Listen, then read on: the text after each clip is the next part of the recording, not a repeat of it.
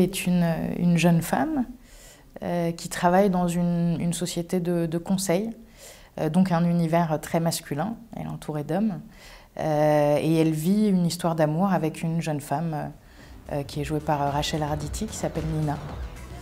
Voilà, elles vivent ensemble, donc c'est une histoire d'amour qui est déjà bien installée.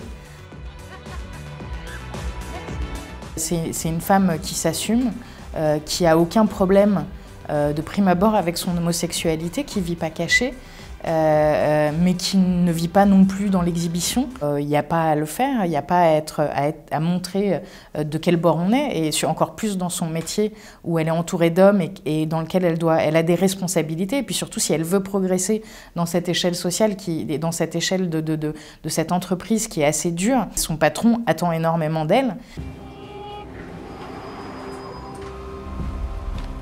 Désolé pour hier soir. J'ai un peu exagéré l'urgence, c'est vrai, mais le courant passait tellement bien entre Elisabeth et vous, je me suis dit, c'était mieux de vous laisser conclure entre filles. Il aurait dû mettre une jupe. Bon. Tu sais, je suis pas dupe, hein. Je sais très bien qu'Elisabeth me prend pour un con.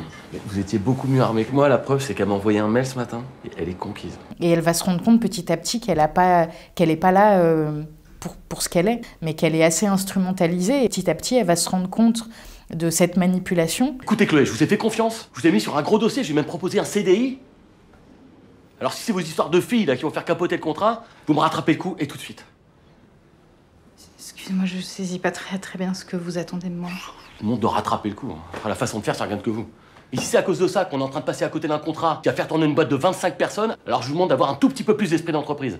Et s'ajoute à ça le quotidien des insultes homophobes, sauf qu'à un moment, ça va déborder en fait. Et ce que j'aime aussi, c'est que ça déborde d'une manière qui est absolument pas méchante, qui n'est pas dans la revanche, qui est juste dans l'impulsion. Je peux pas vivre ça là, pas maintenant. Tu te tires une balle dans le pied. Ouais, bah je préfère être au chômage. Tu veux que je te rappelle ce qu'il a dit l'autre? Non, ça va. Gouinasse, tout le bordel. Arrête Chloé, t'es en boucle là. Tu veux pas te poser 2 secondes? Qu'est-ce que t'as dans la tête là? Je vais me le faire. Regarde-nous Chloé, regarde ce qu'on est devenus.